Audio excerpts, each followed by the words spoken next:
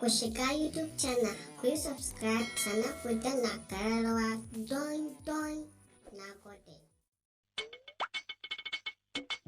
Kai dan gwari. Kwana hudu. Uwa ka dan gwari. Daga Geruwa na Ekiti na zo na Kano. Domin na ga wannan mutum ya kirki, mutum ya arziki. Wato na dauda ka hutu rarara. Yana ta kuka shi. Dan gwari me ya faru?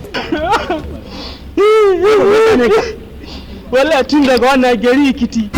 Na zo na gari domin na ga wannan dauda ka hutu rarara. Ka hutu rarara. Dauda ka hutu mana, kyau na baki ga na mawaki ba.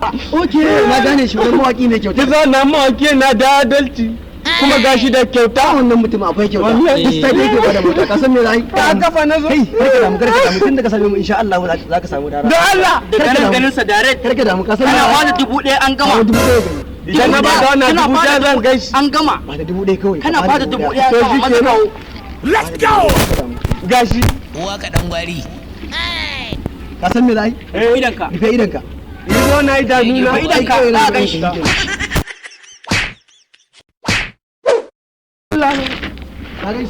Na gansi.